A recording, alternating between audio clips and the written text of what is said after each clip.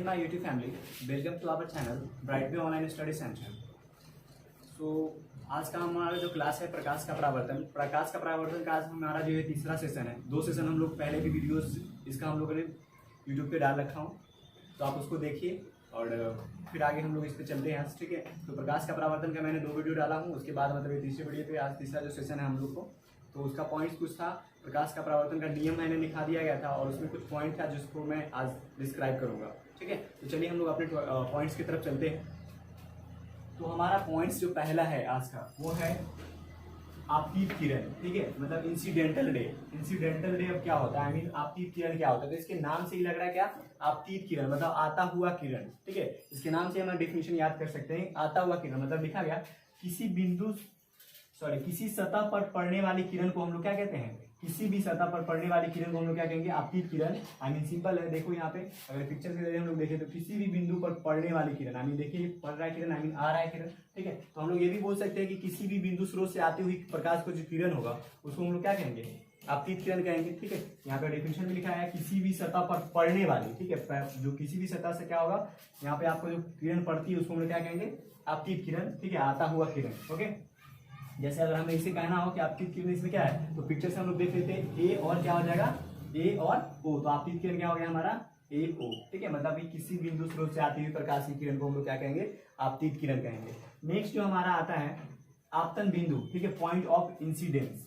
Point of incidence क्या होता है, मतलब बोला क्या गया कि जिस बिंदु पर आपतित बिंदु क्या होती है, मतलब जिस बिंदु पे आपतित किरण पड़ती है, ठीक है, मतलब जिस बिंदु पे आपतित किरण परावर्तक सतह से टकराती है ना, ठीक है। जैसे यहाँ पे देख लीजिए, आपतित किरण जिस बिंदु पर पड़ती है या टकराती है, जो भी है, आपतित किरण जिस बिंदु पर टकराती है उसको हम लोग क्या कहेंगे, आपतन बिंदु। तो यहाँ पे आपतन बिंदु क्या हो जाएगा, ओ हो जाएगा। आपतन बिंदु क्या हो जाएगा हमारा, ओ कहलाएगा, होगा ना। क्यों, डिफिनेशन भी लिखा गया कि जिस बिंदु पर आपतित किरण परावर्तक सतह से टकराती है उसे हम लोग आपतन बिंदु कहते हैं, ठीक है। याद कर लीजिए, जिस बिंदु पर आपतित किरण परावर्तक सतह से टकराती है उसे हम लोग क्या कहेंगे, आपतन बिंदु कहेंगे, ठीक है, I mean point of incidence कहेंगे।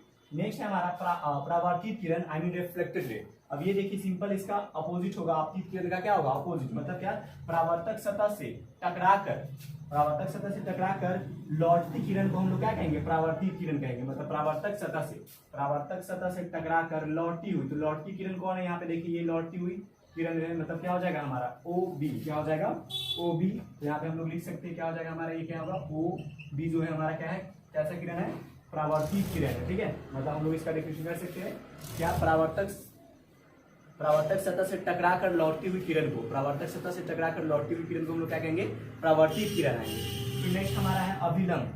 क्या है हमारा, अभिलंब है नॉर्मल। इसका मतलब क्या गया, किसी भी समतल सतह के किसी बिंदु पर हम लोग जो लंब डालते हैं या लंब खींचते हैं उसको हम लोग क्या कहेंगे, अभिलंब कहेंगे। तो इस पिक्चर से हम देखते हैं, बोला गया किसी भी समतल सतह के जो लंब डालते हैं उसको हम लोग क्या कहेंगे, अभिलंब कहेंगे। तो ओ एन जो हमारा क्या हो जाएगा, अभिलंब हो जाएगा, क्या हो जाएगा, ओ एन हो गया हमारा अभिलंब, ठीक है। अगला पॉइंट है हमारा आपतन कोण, एंगल ऑफ इंसिडेंस। अब ये क्या होगा, तो लिखा गया आपतित किरण तथा आपतन बिंदु पर डाला गया अभिलंब से बने कोण को क्या कहते हैं हम लोग, आपतन कोण कहते हैं, ठीक है। मतलब सिंपल हम लोग कह सकते हैं आपतित किरण और अभिलंब के बीच में जो कोण बनता है, ठीक है, अभिलंब से बीच में जो कोण होगा उसको हम लोग क्या कहेंगे, आपतन कोण कहेंगे। तो चलिए पिक्चर में समझते हैं। बोला क्या गया, आपतित किरण और डाला गया अभिलंब से बने कोण, आई मीन ये वाला हो जाएगा ये, ठीक है, इसी कोण को हम क्या कहेंगे, आप लोग आपतन कोण कहेंगे। मतलब इसको हम लोग क्या, इंसिडेंटल, मतलब एंगल ऑफ इंसिडेंटल, इसमें हम इसको क्या आई से लिखते हैं, क्या जिससे लिखेंगे हम लोग, आई से। मतलब हम लोग कह सकते हैं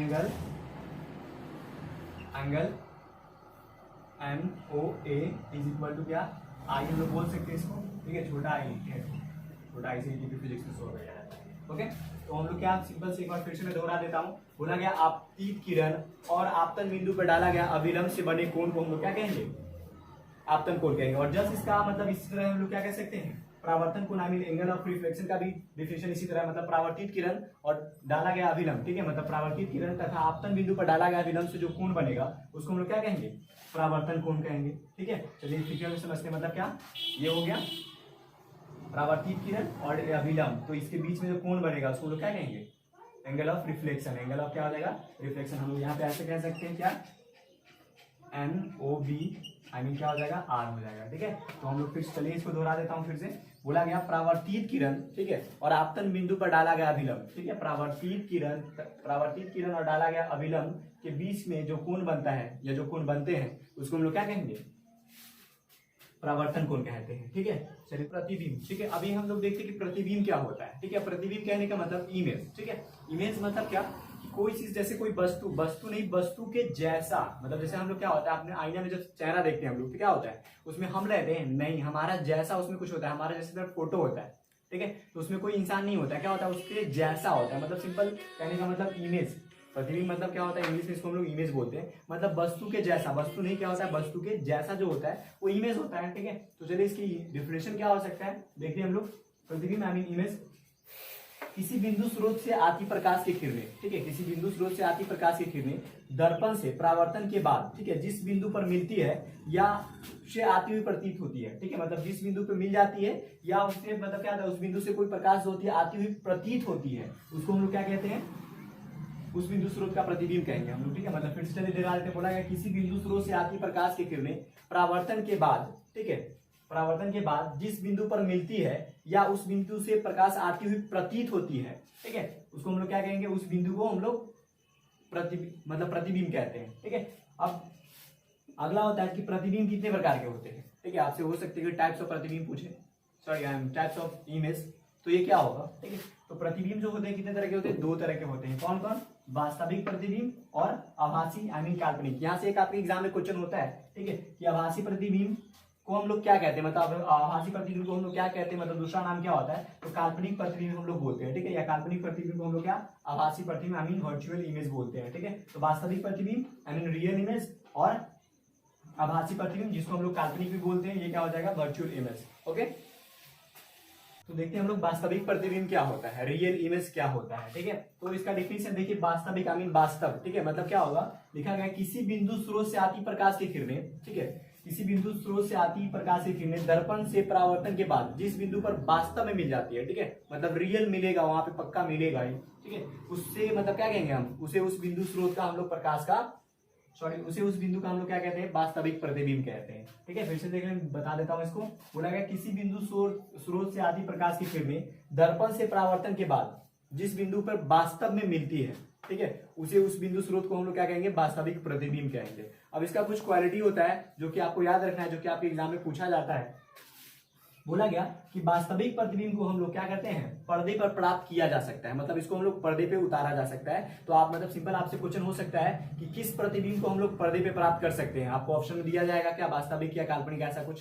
ठीक है, तो आपको याद रखना है क्या, वास्तविक प्रतिबिंब को हम लोग पर्दे पे प्राप्त कर सकते हैं। ठीक है, मतलब इसको किसी पर्दे पे हम लोग दिखा सकते हैं। फिर दूसरा है, बोला गया कि वास्तविक प्रतिबिंब को जो होता है ना, वो वस्तु की अपेक्षा हमेशा उल्टा बनता है। जैसे क्या होगा कि अगर हम लोग आईने में खड़े होकर देखें तो हमारा क्या, जो इधर का फेस होता है, जो लेफ्ट होता है वो राइट दिखता है, राइट होता है वो लेफ्ट दिखता है। ठीक है, आप यह सिंपल एक देखेंगे फोटो, आप जब फोटो खिंचवाते हैं तो क्या होती है, जब हम लोग इस तरह खड़े होते हैं तो हमारा जो लेफ्ट होता है वो राइट हो जाता है, और राइट जो होता है वो क्या हो जाता है, लेफ्ट की तरफ आपको दिखाई देता है। तो क्या यही में बोला गया कि वास्तविक प्रतिबिंब जो होते हैं क्या होते हैं, प्रतिबिंब की अपेक्षा, मतलब वस्तु की अपेक्षा क्या होता है, हमेशा ये क्या होता है, उल्टा बनता है। तो आपको ये भी याद रखना है, आपसे क्वेश्चन हो सकता है कि वास्तविक प्रतिबिंब हमेशा सीधा या उल्टा, ऐसा ऑप्शन दिया रहेगा। तो आपको याद रखना है क्या, कि वास्तविक प्रतिबिंब जो होता है वस्तु की अपेक्षा हमेशा कैसा बनेगा, उल्टा बनेगा। याद रखना क्या, कि वस्तु जो होगा ये वस्तु की अपेक्षा उल्टा बनता है। ठीक है, चलिए नेक्स्ट हम लोग देखते हैं, हमारा है आभासी प्रतिबिंब। आभासी क्या, मैंने अभी जस्ट आपको इससे पहले ही बताया कि आभासी को हम लोग काल्पनिक भी कहते हैं। ठीक है,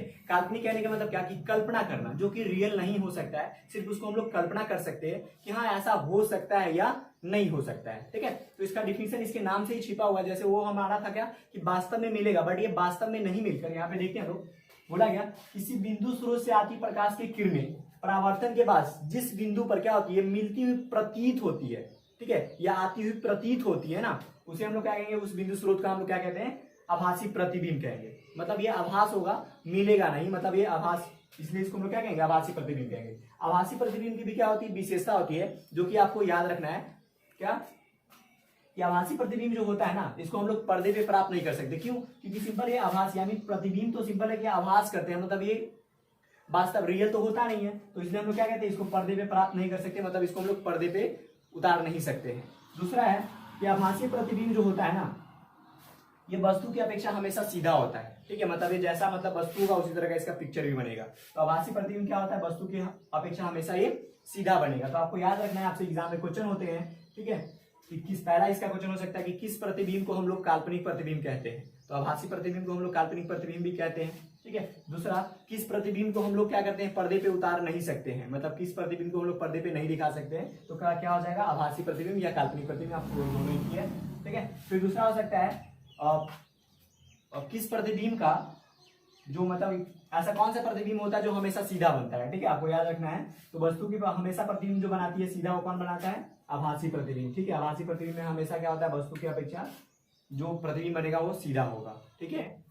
समतल द्वारा बना प्रतिबिंब, समतल दर्पण से जो प्रतिबिंब बनता है वो कैसा होता है, ठीक है, उसकी विशेषता क्या होता है। आपसे मतलब कुछ एग्जाम हो सकता है, एग्जाम में क्वेश्चन ऐसा पूछेगा कि समतल दर्पण द्वारा बने प्रतिबिंब की विशेषता को बताइए। तो हम लोग देखते हैं समतल दर्पण द्वारा कैसा प्रतिबिंब बनता है, ठीक है। तो एक एक करके हम लोग सभी विशेषता को देखते हैं कि कैसा बनता है। तो पहला है हमारा, पहला लिखा गया कि प्रतिबिंब जो होता है ना दर्पण के पीछे बनता है, मतलब समतल दर्पण पे जो प्रतिबिंब बनेगा वो क्या होगा, दर्पण के जस्ट पीछे बनेगा। तो पहला पॉइंट हमें याद रखना है कि समतल दर्पण द्वारा बना प्रतिबिंब क्या होता है, हमेशा प्रतिबिंब जो कैसे बनेगा, दर्पण के पीछे बनेगा, दर्पण के पीछे, याद रखिएगा, ठीक है।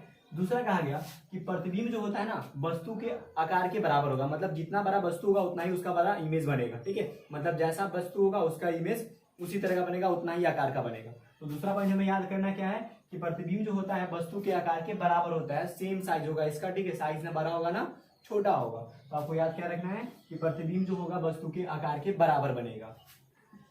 तीसरा जो है हमारा समतल द्वारा बना प्रतिबिंब का जो विशेषता है तीसरा, वो है कि वस्तु जो होगा प्रतिबिंब की अपेक्षा क्या होगा, प्रतिबिंब जो होगा वस्तु की अपेक्षा हमेशा सीधा बनेगा, मतलब जो ऐसा मतलब कैसा रहेगा, ये जैसा वस्तु होंगे उसकी पिक्चर उसी तरह का दिखाएगा, ठीक है। तो मतलब क्या, प्रतिबिंब वस्तु की अपेक्षा सीधा बनेगा, तीसरा पॉइंट था। चौथा बोला गया कि प्रतिबिंब पार्श्विक रूप से उल्टा होता है। पार्श्विक कहने का मतलब क्या, पार्श्विक कहने के मतलब जैसे क्या हम लोग आईने के सामने जब हम लोग खड़े होते हैं, ठीक है, तो अगर हम लोग अपने दाहिना हाथ उठाते हैं तो ऐसा लगता है क्या कि वो अपना मतलब जो प्रतिबिंब है वो अपना बायां हाथ उठा रहा है, ठीक है। तो ऐसे में जो घटना होता है उसको हम लोग क्या कहेंगे, पार्श्विक कहते हैं। तो ये बोला गया कि प्रतिबिंब जो होता है पार्श्विक रूप से कैसा होता है, उल्टा होता है, ठीक है। ऐसे हम लोग इससे पहले देखें कि प्रतिबिंब जो होता है वस्तु की अपेक्षा सीधा बनता है, लेकिन पार्श्विक रूप से कैसा होता है, उल्टा होता है। याद रखना है आपको कि प्रतिबिंब पार्श्विक रूप से कैसा होता है, उल्टा होता है। नेक्स्ट है प्रतिबिंब आभासी होता है। आभासी और आभासी प्रतिबिंब जस्ट हम लोगों ने पढ़ा क्या कि आभासी प्रतिबिंब को हम लोग पर्दे पे नहीं उतार सकते, क्यों, क्योंकि ये कल्पना होता है, आभास क्या होता है, इसलिए हम लोग क्या करते हैं, इसको प्रतिबिंब को पर्दे पे नहीं उतारा जा सकता है। तो हम लोग क्या बोलेंगे, प्रतिबिंब मतलब क्या होता है, जो समतल दौरान प्रतिबिंब जो बनता है कैसा होता है, आभासी होता है, जिसे हम लोग पर्दे पे नहीं प्राप्त कर सकते हैं। मतलब नेक्स्ट जो है लास्ट वो है प्रतिबिंब दर्पण से उतना ही मतलब क्या पीछे होगा जितना उसका वस्तु का क्या होगा, सामने आगे होगा। मतलब क्या, जितना आगे आप बस ये रखोगे, वस्तु रखोगे, उतना ही क्या होगा, प्रतिबिंब जो होगा उसके पीछे बनेगा। तो ये लास्ट था। तो आज के लिए बस इतना ही। तो डेट्स ऑल। आगे आपको इस तरह के वीडियोस के लिए आप मेरे चैनल्स को लाइक करें, सब्सक्राइब करें और कमेंट करें कि आपको किस तरह के वीडियोस चाहिए। तो फिर अगले वीडियोस में मैं आप लोग को आगे इस चैप्टर के आगे जो है वो बताऊंगा, ठीक है। तो बस थैंक यू।